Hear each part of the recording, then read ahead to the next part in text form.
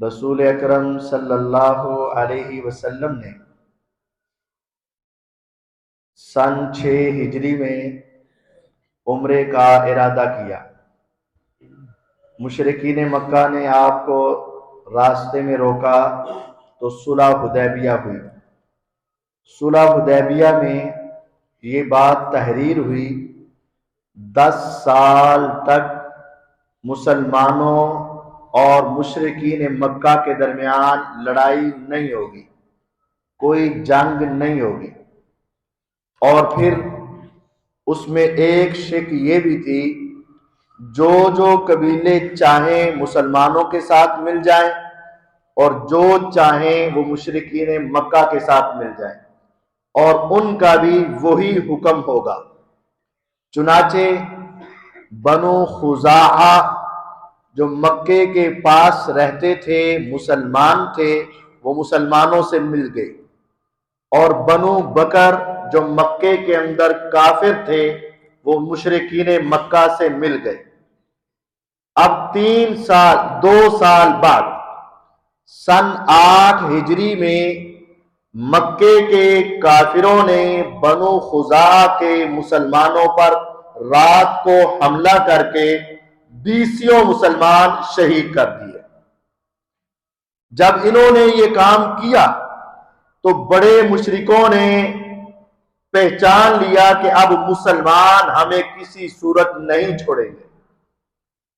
ابو سفیان جو اس وقت ابھی مسلمان نہیں ہوئے تھے، وہ بھی مکے سے نکلے تاکہ میں جا کر پیغمبر علیہ السلام سے دوبارہ معاہدہ کر لوں اور ان سے اس غلطی کی معافی مانگوں۔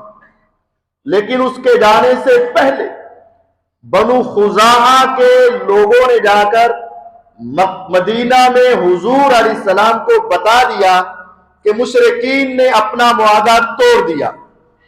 حضور علیہ السلام بہت غصے میں آئے۔ آپ نے اپنے گھر والوں کو تیاری کا حکم دیا کہ ہم نے اب جہاد کرنا ہے اور مشرکین مکہ سے لڑائی کرنی۔ انہوں نے اپنا معاہدہ توڑ دیا۔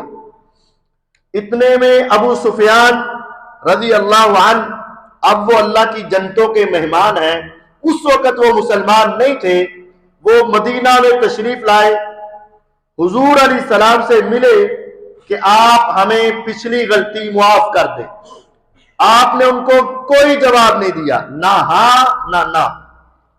وہ جانتے تھے کہ حضور کے بعد بڑی شخصیت جو سفارش کر سکتی ہے اس کا نام ابو بکر صدیق رضی اللہ عنہ ہے۔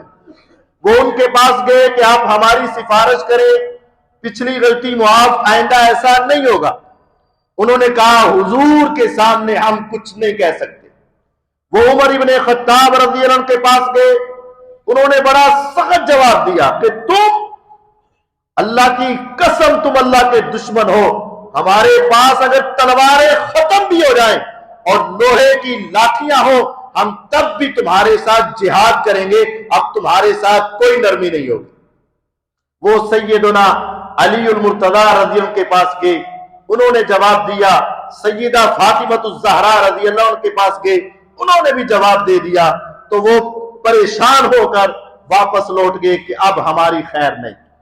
میرے نبی علیہ الصلوۃ والسلام نے اللہ تعالیٰ سے دعا کی، یا رب العالمین، میں جو پروگرام بنا رہا ہوں، جس طریقے سے جہاد کے لیے جانا چاہتا ہوں، مشرکین مکہ کو میرے پہنچنے سے پہلے معلومات نہ ملے۔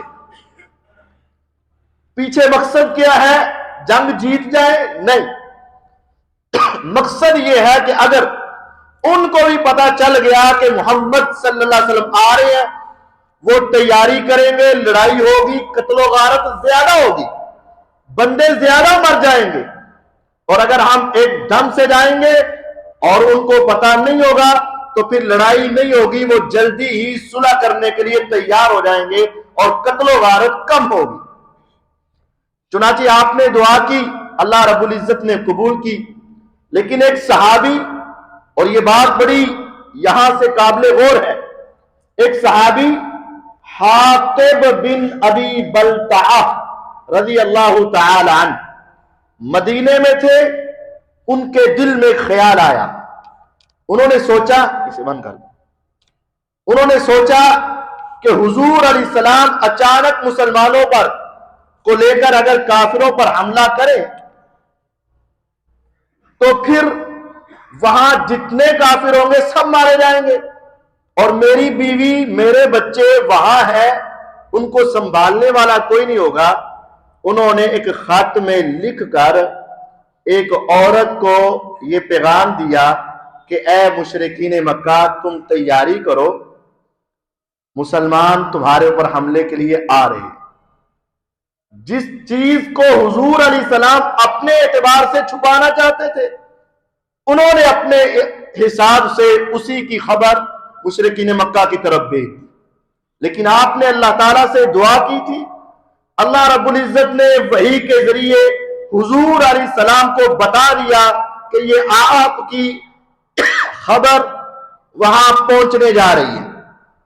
آپ نے 4 صحابہ، سیدنا علی المرتضی رضی اللہ عنہ، مقداد بن اسود رضی اللہ عنہ، زبیر بن عوام رضی اللہ عنہ اور ابو مرثد غنوی رضی اللہ عنہ، ان 4 صحابہ کو وحی کے ذریعے یہ بتایا، نکلو مدینے سے، روضہ خاخ ایک جگہ ہے، وہاں تمہیں ایک عورت ملے گی، اس کے پاس ایک خط ہے، وہ لے کر آ جاؤ۔ بس کون سی عورت، کیا خط، کیا لکھا، کیا کرنا، کچھ نہیں، نکلو روضہ خاخ جگہ پہ پہنچو، ایک عورت ہودج میں بیٹھی، اس کے پاس خط ہے، لے آؤ۔ چاروں صحابی گئے، وہاں پہنچے، عورت ملی ہودج میں بیٹھی، اسے کہا تیرے پاس ایک خط ہے، واپس کر دے۔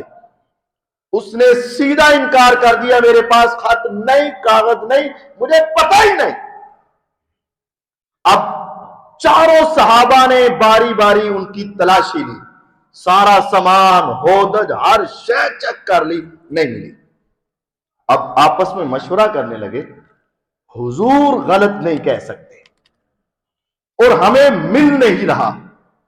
اب ذہن میں یہ بات آ سکتی تھی شاید ہم پہنچنے میں لیٹ ہو گئے، بات ذہن میں آ سکتی تھی شاید کوئی اور عورت ہو۔ اگر ہم آپ کو کہیں کہ آپ سٹاپ پہ جائیں، ایک آدمی موٹر سائیکل پہ بیٹھا ہوگا، اس کے پاس یہ ہے، وہاں سینکڑوں موٹر سائیکلوں والے، لیکن ہماری باتوں میں کوئی غلط ہو سکتی ہے، آقا علیہ السلام جو کہہ دیں اس میں غلط نہیں۔ چاروں نے کہا کہ تیرے پاس خط ہے، دے۔ اس نے کہا نہیں ہے، تلاشی لے لو، نہیں ہے۔ پوری تلاشی لی، نہیں ملا چاروں کو۔ انہوں نے کہا ہمیں نظر آئے نہ آئے، ہمیں ملے نہ ملے، تو مانے نہ مانے، کعبے کے رب کی قسم، آنکھیں غلطی کھا سکتی ہیں، کان غلطی کھا سکتے ہیں، ہاتھ غلطی کھا سکتے ہیں، تیری زبان غلط کہہ سکتی ہے، لیکن محمد الرسول اللہ صلی اللہ علیہ وسلم کی زبان غلط نہیں کہہ سکتی۔ انہوں نے کہا تیرے پاس ہے، پھر اس کو سختی سے کہا اگر تو خط دے رہے تو تیری عافیت اسی میں ہے، ورنہ ہم تجھے برہنہ کر دیں گے، اور تیری اندرونی تلاشی لے کر بھی ہم تجھ سے خط لے کر چھوڑیں گے۔ جب اتنی سختی سے کہا تو وہ ڈر گئے، اور اس نے کہا اپنا چہرہ پیچھے کرو۔ پھر اس نے اپنے بالوں کے اندر، میڈیا گوت کے اندر چھوٹی سی پرچی بنا کر چھپا رکھی تھی، اور اس نے نکال کر دے دی۔ صحابہ نے اس کو پڑھا نہیں، حضور کی امانت کو کھولا نہیں، لا کر حضور علیہ السلام کے ہاتھ پہ رکھ دی۔ اب پیغمبر علیہ السلام نے کھولا تو اس میں وہی خبر حاطب بن ابی بلتا رضی اللہ عنہ کی طرف سے مشرکین مکہ کو کہ حضور آ رہے ہیں، تیاری کر۔ آپ نے حاطب کو بلا لیا رضی اللہ عنہ، جب ان کا نام اوپر لکھا ہے عمر ابن خطاب رضی اللہ عنہ، کہنے لگے دانی یا رسول اللہ صلی اللہ علیہ وسلم اضرب اونو کا حاضر المنافق، حضور چھوڑو، بس حکم دے دو مجھے، بس اجازت دے دو، میں اس منافق کی گردن تن سے جدا کر دوں۔ انہوں نے آپ کا راز ان کو بتانا چاہا۔ آپ نے کہا مہلن یا عمر، اے عمر رضی اللہ عنہ چپ کرو، رک جاؤ، حاتب تم نے یہ خط کیوں لکھا؟ حاتب کہتے ہیں حضور اللہ کی قسم، میری بات پوری سن لیجئے گا، ذرا جلد بازی نہ کیجئے گا، اللہ کی قسم میں منافق نہیں ہوں، اللہ کی قسم میں مرتد نہیں ہوں، اللہ کی قسم میں ابھی بھی مسلمان ہوں، لیکن بات یہ ہے یہ تمام صحابہ کے اگر رشتہ دار وہاں ہیں نا تو میری بیوی اور بچے ہیں لیکن ان کو سنبھالنے والا کوئی نہیں، میں نے کہا خط لکھوں گا تو وہ میرے اس خط کے احسان کے بدلے وہ میرے بیوی بچوں کو سنبھال لیں گے، مجھے اپنے بیوی بچوں کا خیال آ گیا، میں نے اس وجہ سے ایسا کیا۔ عمر رضی اللہ تعالیٰ کہتے ہیں نہیں حضور یہ غلط کہہ رہے ہیں، مجھے آپ اجازت دیں میں ان کو زندہ نہیں چھوڑوں گا۔ میرے نبی نے وہاں ایک جملہ بولا تھا اور وہ جملہ اپنے دل کی تختیوں پہ لکھ لو۔ آپ نے فرمایا الا تعلم یا عمر، اے عمر رضی اللہ عنہ تم بار بار یہ بات کر رہے یہ منافق ہے، کیا تجھے پتا نہیں؟ انہو بدری، یہ بدری صحابی ہے، حاتب بدری صحابی ہے، اور آسمان والے نے کہہ دیا تھا اعملوا ما شئتم انی قد غفرت لکم، بدر والو زندگی میں جو چاہو سو کر لو، اللہ نے تمہارے اگلے پچھلے گناہ سارے معاف کر دیے۔ اے عمر بدری کبھی منافق نہیں ہو سکتا۔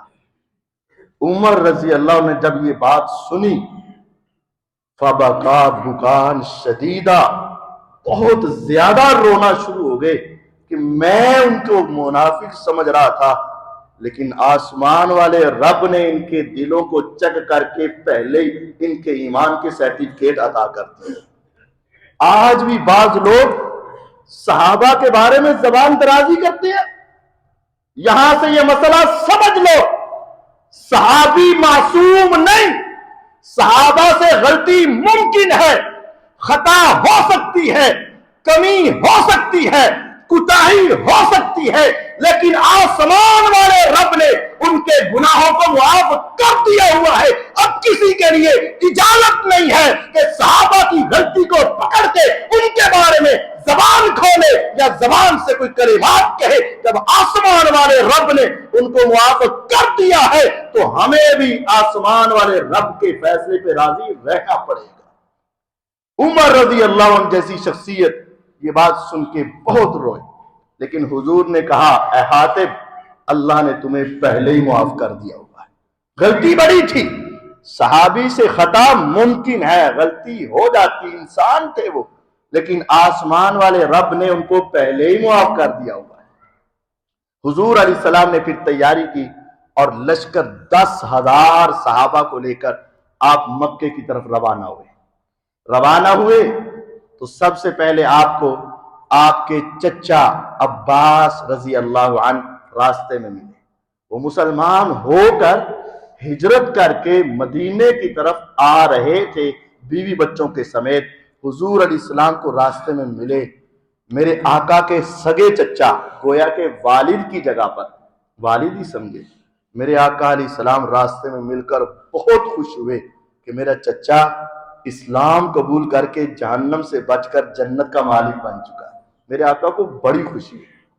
ابھی ان کے ساتھ ملے ہی تھے تو 2 اور شخص آ گئے، ایک آپ کے چچا کا بیٹا ابو سفیان بن حارث، جو مشہور ابو سفیان ہے، معاویہ رضی کے والد ان کا نام ہے ابو سفیان بن حرب، وہ الگ ہیں، یہ الگ صحابی، یہ حضور کے کزن ہیں ابو سفیان بن حارث رضی اللہ عنہ، اور دوسرے آپ کے کزن پھپھو کے بیٹے عبداللہ بن امیہ رضی اللہ عنہ، یہ 2 آپ کے کزن نہ آپ کو راستے میں ملے۔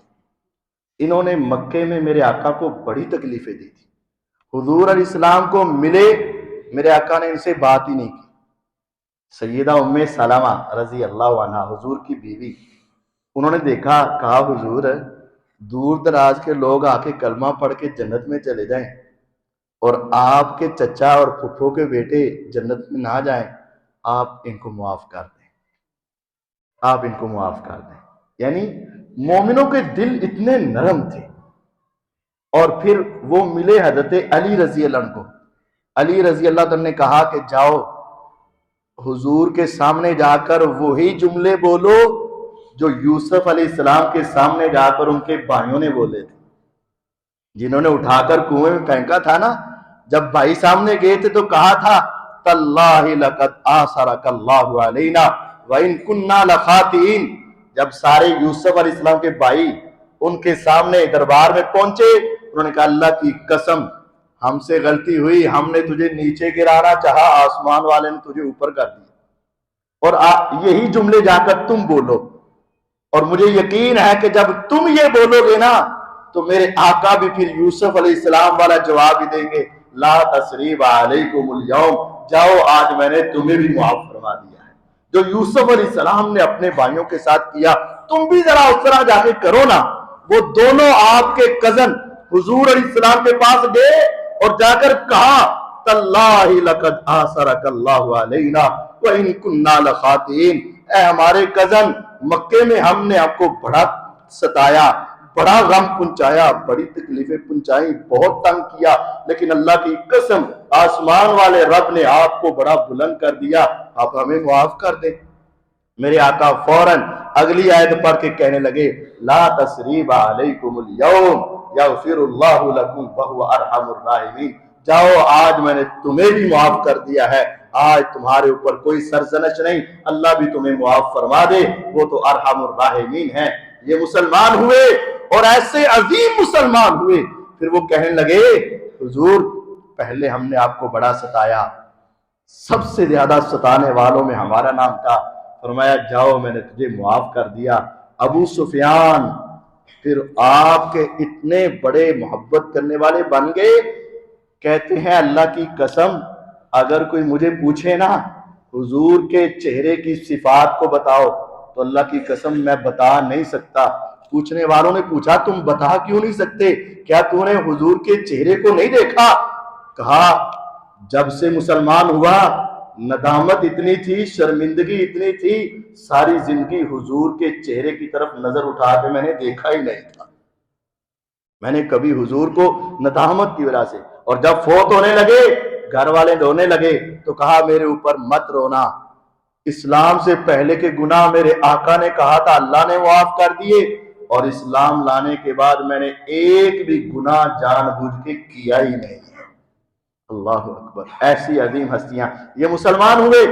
ابو سفیان اور عبداللہ بن امیہ رضی اللہ عنہ ابھی حضور راستے میں مکہ کو فتح کرنے کے لیے جا رہے ہیں، لیکن ادھر وہ ابو سفیان بن حرب جو معاویہ رضی اللہ عنہ کے والد تھے، جو پہلے مدینہ میں بھی آئے تھے، ان کو ٹینشن تھی کہ اب کچھ ہوگا، اب کوئی معاملہ خراب ہوگا. وہ رات کی تاریکی میں حکیم بن حزام رضی اللہ عنہ کے ساتھ، یہ دو اس وقت دونوں کافر تھے، ابو سفیان اور حکیم بن حزام، ان کو لے کر رات کو باہر نکل کر قافلوں کا دھیان رکھتے تھے کوئی قافلہ آ تو نہیں رہا. ادھر حضرت عباس رضی اللہ تعالیٰ عنہ حضور کے ساتھ تھے. یہ حضور کے ہی ایک سواری جو خچر کی تھی اس پر بیٹھ کر مسلمانوں کے گروہ کا جائزہ لینے لگے کہ کتنے مسلمان آئے ہیں، کون کون سا قبیلہ ہے، یہ جائزہ لینے لگے. کرتے کرتے یہ مکے کے پاس پہنچ گئے. ایک جگہ سے کچھ لوگوں کی چھپ کر باتیں کرنے کی آواز آئی. یہ آواز کی طرف چل پڑے، جا کر کہا ابو سفیان، یعنی سوالیہ انداز، ابو سفیان تم؟ انہوں نے آگے سے کہا ابو الفضل تم؟ ابو الفضل یہ کنیت ہے حضرت عباس رضی اللہ عنہ کی. کہا ہاں. ارے تم؟ ایک دوسرے سے پوچھے. کہا میں تو مسلمان ہو گیا. تو تم؟ ہم تو دیکھنے آئے ہیں حالات کیا ہیں. کہا میرے ساتھ جلدی سے بیٹھ. ان کو اپنے پیچھے خچر پر بٹھایا، حضور کی سواری پر بٹھایا، اور جلدی سے صحابہ کو کراس کرتے کرتے حضور علیہ السلام تک پہنچنے لگے، اور اس کو راستے میں کہنے لگے اب کلمہ پڑھ لو، اس سے آگے ضد نہ کرو، ہٹ درمی نہ کرو، سمجھ جاؤ، ساری باتیں تمہیں پتہ چل گئی، کلمہ پڑھ. صحابہ نے جب حضور کی سواری آتے دیکھا، کسی نے بھی اس سواری کو روکنا نہیں چاہا، حضور کے پاس پہنچنے دیا.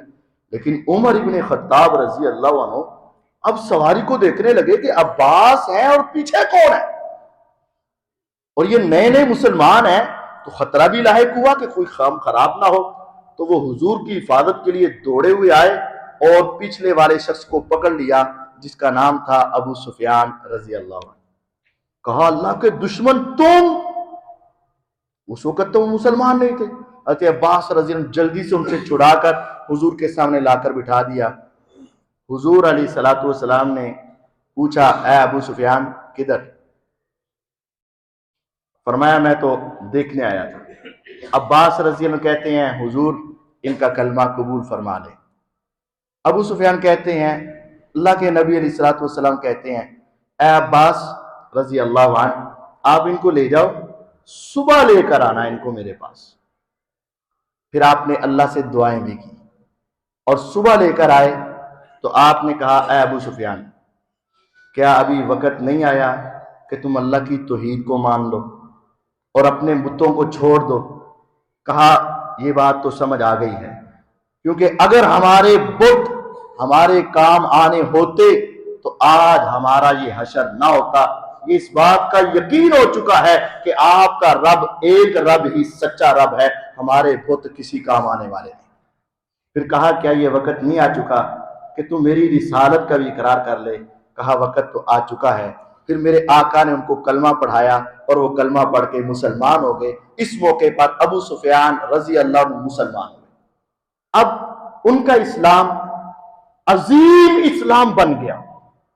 بعض لوگ یہ کہتے ہیں جان بچانے کے ڈر سے، ارے اللہ کے بندو دل کو تم نے نہیں چیرا، دل کی کیفیات کو اللہ جانتا ہے. لیکن سنیے گا ان کی ایمانی کیفیت کیا ہے. صحیح مسلم سے جب مسلمان ہو گئے، مسلمان ہونے کے بعد کہتے آقا میرے دل کی 3 حسرتیں ہیں، 3 میرے دل کے خیالات ہیں. فرمایا ابو سفیان کیا تیرے دل کے خیالات؟ کہا اب کایا ایسے پلٹی ہے، اب ایمان ایسے دل میں آیا ہے، اب ذہن و قلب کی کیفیت ایسے بدل گئی. آقا زندگی کی 3 خواہشیں ہیں. کہا پہلی خواہش ہے میں ساری زندگی اسلام کو گرانے کے لیے لڑتا رہا، اب اگرچہ عمر میری بڑی ہے، ہڈیاں میری کمزور ہے، جسم میرا کمزور ہے، لیکن میں چاہتا ہوں آپ مجھے مسلمانوں کے ساتھ ملا کر سرحدوں پر بھیج دے. ساری زندگی میں جہاد کے لیے، اسلام کے لیے، اسلام کو سر بلند کرنے کے لیے لڑنا چاہتا ہوں، جہاد کرنا چاہتا ہوں. فرمایا دوسری خواہش؟ کہا ایک بیٹے کے بارے میں، ایک بیٹی کے بارے میں. کہا بیٹے کے بارے میں کیا خواہش ہے؟ کہا بیٹا لکھنا پڑھنا اچھا جانتا ہے، میں چاہتا ہوں کہ آپ پر اترنے والا جو قرآن ہے میرا بیٹا لکھنے والا بن جائے. فرمایا بلاؤ. معاویہ رضی اللہ عنہ کو کاتب وحی بنا دیا. کہا بیٹی کے بارے میں؟ کہا روئے زمین پر سب سے عظیم انسان آپ ہیں، میرا جی چاہتا ہے آپ میری بیٹی سے نکاح کر لے اور میں آپ کا سسر بن جاؤں اور میری بیٹی آپ کی بیوی ہو، میرا بیٹا آپ کا غلام اور خادم ہو، اور میں مسلمانوں کا سپہ سالار بن کے اسلام کے لیے لڑنے کے لیے چلا جاؤں. میرے آقا نے کہا اے ابو سفیان تیری 3 خواہشوں کو میں محمد پورا کر دیتا ہوں صلی اللہ علیہ وسلم. جب میرے آقا علیہ السلام نے ان کی 3 باتوں کو مانا اور ان کو تسلیم کیا، اب اس کے بعد ان پر اعتراض درست نہیں. بہرحال مسلمانوں کا پھر یہ قافلہ مکہ کے اندر پہنچا اور حضور علیہ الصلوۃ والسلام کی یہ سوچ تھی کہ جتنی کم سے کم قتل و غارت ہو اتنا ہی بہتر ہے، کیونکہ جو بچیں گے وہ کلمہ پڑھ کے مسلمان ہو جائیں گے. اب حضور علیہ الصلوۃ والسلام 10,000 کی سپاہ لے کر مکے میں پہنچے تو اعلان کروا دیا، آپ مارنا نہیں چاہتے تھے. فرمایا جو حرم میں چلا گیا اس کو ہم کچھ نہیں کہیں گے، جو اپنے گھر میں چلا گیا دروازہ بند کر لے ہم اس کو بھی کچھ نہیں کہیں گے، جو ابو سفیان رضی اللہ عنہ کے گھر میں چلا گیا ہم اس کو بھی کچھ نہیں کہیں گے. اس کا مطلب میرے پیغمبر علیہ السلام نے ابو سفیان رضی اللہ عنہ کو مقام دیا. جو ان کے گھر میں چلا گیا ہم اس کو کچھ نہیں کہیں گے، جو اپنے گھر میں چلا گیا ہم اس کو کچھ نہیں کہیں گے، جو حرم میں چلا گیا ہم اس کو کچھ نہیں کہیں گے. ہاں جو لڑنے آئے گا وہ آ جائے، جو لڑنا چاہتا ہے وہ آ جائے. تو قریشی اکثر تو بھاگ گئے اپنے گھروں میں اور بہت سارے مرد اکٹھے ہو گئے بیت اللہ کے صحن میں. چند نوجوان، ان میں ایک صفوان اور ابو جہل کے بیٹے اکرمہ، یہ بعد میں دونوں ہی صحابی بن گئے. रजी अल्लाह अन्हुमा, और चंद नौजवान लड़ाई के लिए आए। खालिद इब्ने वलीद रजी अल्लाह अन्हु, अल्लाह की तलवार सैफुम मिन सियूफिल्लाह, उन्होंने फिर इनका मुकाबला किया, दो चार गिराए, बाकी सारे भाग गए। अब इक्रिमा जो अबू जहल के बेटे थे, वो तो मक्के से भागे जद्दा, और जद्दे में बैठे कश्ती में, और यहां से भागने लगे। जब कश्ती दरिया के दरमियान में गई, समंदर के दरमियान में गई, हचकोले लेने लगी। तो कश्ती के मल्ला ने कहा, अब मोहम्मद के रब को पुकारो सल्लल्लाहु अलैहि वसल्लम, वही तुम्हें बचा सकेगा। सही जामी तिर्मिज़ी की रिवायत है। उसने कहा, अरे क्या कह रहे हो? कहा, तुमने पहले सफर नहीं किए, हम मल्ला हैं, इस भंवर में, इस कश्ती के तूफान में मोहम्मद का रब ही बचाता है सल्लल्लाहु अलैहि वसल्लम, हमारे माबूद काम नहीं आते। उसने कहा, फिर लड़ाई किस बात की? वो भी तो कहते हैं एक को पुकारो, तू भी कहता है एक को पुकारो, तो फिर हमारा उसका झगड़ा क्या है?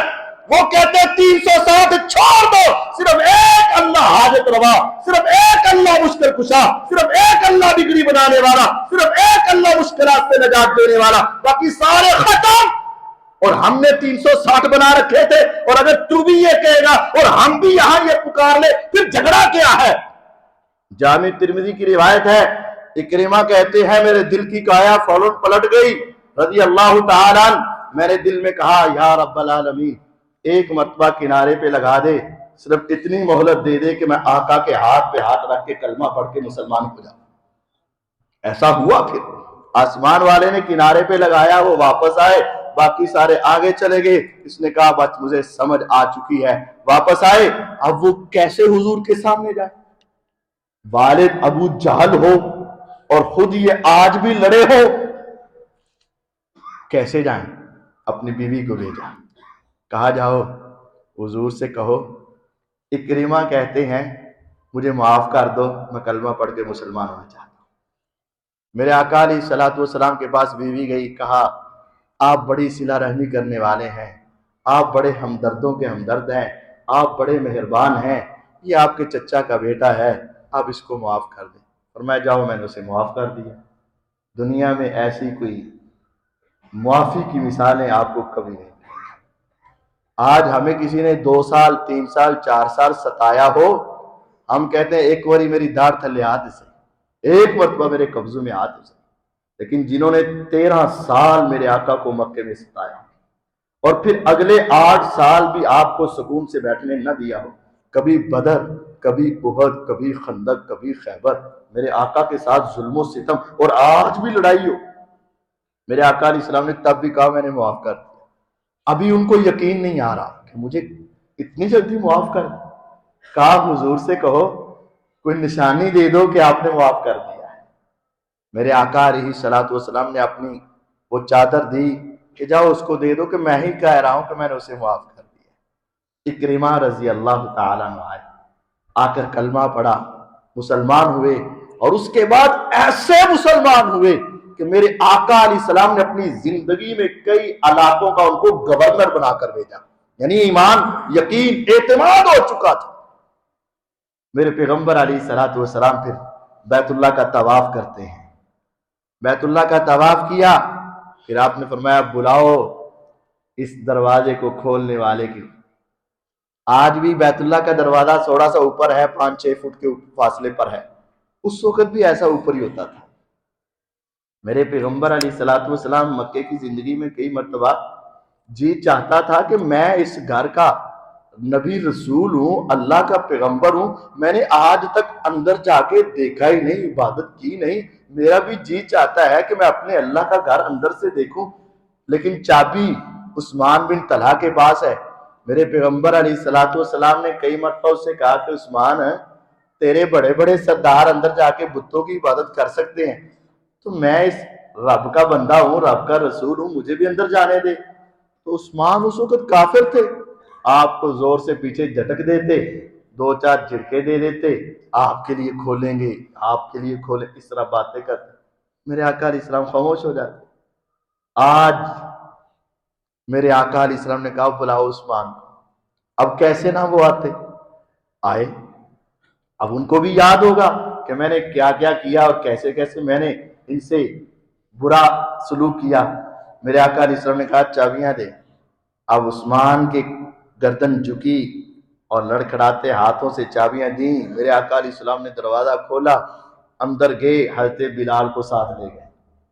غور کیجئے گا، بڑے بڑے سردار باہر، بڑے بڑے صحابہ حتیٰ کہ ابو بکر، عمر، عثمان رضی اللہ عنہ یہ بھی باہر، لیکن آپ حضرت علی رضی اللہ عنہ کو بھی اندر لے گئے، حضرت بلال کو بھی اندر لے گئے۔ کہا بلال تو نے مکے میں اس توحید کی خاطر بڑی ماریں کھائی، تو نے اس توحید کی خاطر، احد کی خاطر یہ پہاڑوں میں تیری صدائیں گونج رہی ہیں۔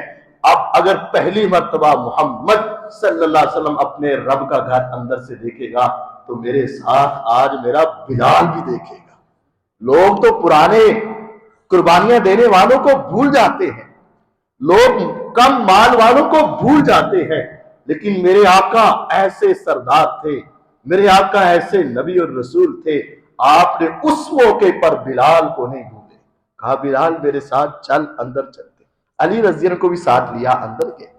میرے آقا علیہ الصلوۃ والسلام کے ہاتھ میں کمان تھی، آپ نے سارے بت توڑے اور آپ زبان سے یہ پڑھ رہے تھے جاء الحق وزہق الباطل ان الباطل کان زہوقا۔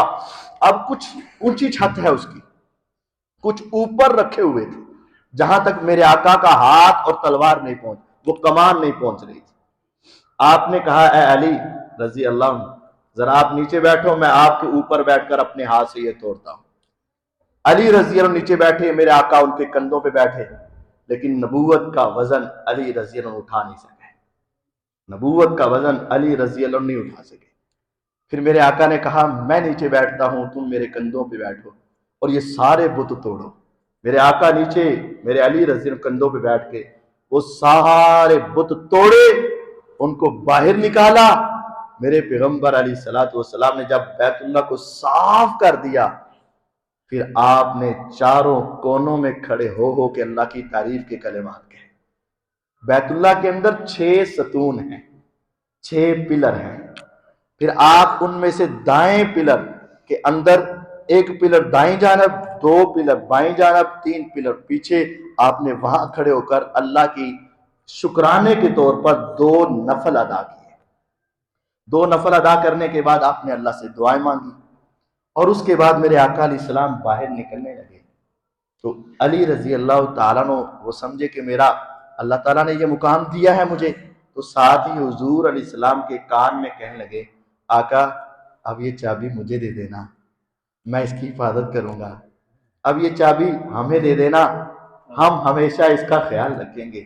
میرے آقا علیہ السلام سنتے تو گئے، جواب نہیں دیا، یوں محسوس کروایا جیسے میں نے سنا ہی نہیں۔ جواب دیتے تو ان کا دل ذرا دکھتا، لیکن چابی دے دیتے تو معاملہ اچھا نہیں تھا۔ میرے آقا علیہ السلام نے سنی انسنی کی اور دروازے تک پہنچے۔ پھر میرے پیغمبر علیہ السلام نے کہا کدھر ہے عثمان، اس کو بلاؤ دوبارہ۔ اب تو وہ مزید ڈر گئے ہوں گے کہ لگتا ہے اب بدلہ لینے کا وقت آ گیا۔ میرے پیغمبر علیہ الصلوۃ والسلام ادفع باللتی ہی احسن، آپ نے کبھی برائی کا بدلہ برائی سے نہیں لیا۔ آپ نے فرمایا عثمان جانتے ہو پہلے میں چابی مانگتا تھا تم انکار کرتے تھے، آج تیرے پاس انکار کی جرت نہیں، چابی میرے پاس ہے، جس کو چاہوں دے سکتا ہوں، تم مجھ سے نہیں لے سکتے، لیکن ہاتھ آگے بڑھاؤ، میں پیغمبر برائی کا بدلہ برائی سے نہیں دیتا، میں غلط انداز کا بدلہ غلط انداز سے نہیں دیتا، چاہوں تو سب کچھ کر لوں لیکن نہیں، میں برائی کا بدلہ اچھائی سے دوں گا۔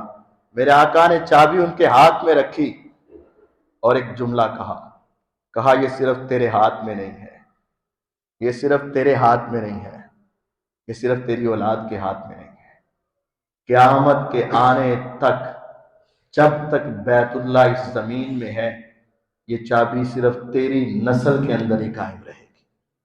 اور اللہ کی قسم آج بھی وہ چابی انہی کی نسل کے اندر قائم اور دائم ہے۔ فرمایا جو تم سے چھیننا چاہے گا میرا رب اس کو ایسے مٹا ڈالے گا جیسے پانی کے اندر نمک کو ڈالو تو نمک نظر نہیں آتا. جو تم سے یہ چابی چھیننا چاہے گا میرا رب اس کو ایسے ہی مٹا دے گا. کبھی چھیننے والے کامیاب نہیں ہو سکتے. طوفان آئیں، آندیاں ہوئیں، جنگیں ہوئیں، لڑائی ہوں، کچھ بھی ہو جائے، یہ چابی تمہارے پاس. اور آج بھی چابی کے برادر وہی ہیں. اور یہاں یہ بات بھی کہہ دینا چاہتا ہوں، میرے آقا علیہ الصلوۃ والسلام نے اگر کسی کو چابی دی اور قیامت تک ان کے پاس رہنے کا حکم سنایا تو اس کا مطلب ہے کہ اس کا ایمان، اس کا عقیدہ، اس کا نظریہ، اس کی سوچ بھی اسلامی ہی رہے گی. کبھی ایسے ممکن نہیں ہو سکتا کہ چابی تو بیت اللہ کی اس کے پاس ہو اور اس کا عقیدہ شرک والا ہو. کبھی ایسا نہیں ہو سکتا. چابی تو بیت اللہ کی ہو، عقیدہ کفر والا ہو، نہیں ہو سکتا. چابی تو اس کے پاس ہو، عقیدہ بدعات و خرافات والا ہو، نہیں ہو سکتا. آج جا کے دیکھ لو، آج بھی جس کے پاس چابی ہے اس کا عقیدہ نہ نظام والا ہے، نہ بدعات والا ہے، نہ خرافات والا ہے. اس کی نماز بھی محمد الرسول اللہ صلی اللہ علیہ وسلم جیسی نماز ہے. اس کا عقیدہ بھی اہل حدیث کا عقیدہ ہے اور اس کے عقیدے میں کوئی کفر اور شرک موجود نہیں ہے.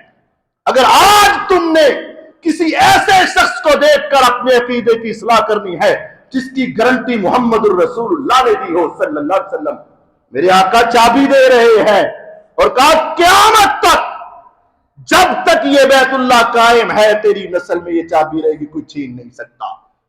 تو کیا کسی کافر کو دینی تھی چابی؟ منافق کو دینی تھی چابی؟ مشرک کو دینی تھی چابی؟ بدعتی کو دینی تھی چابی؟ جہنمی کو دینی تھی چابی؟ نہیں. میرے آقا علیہ السلام نے جب دی تو پھر آپ نے ان کے بارے میں ایک گارنٹی بھی دے دی.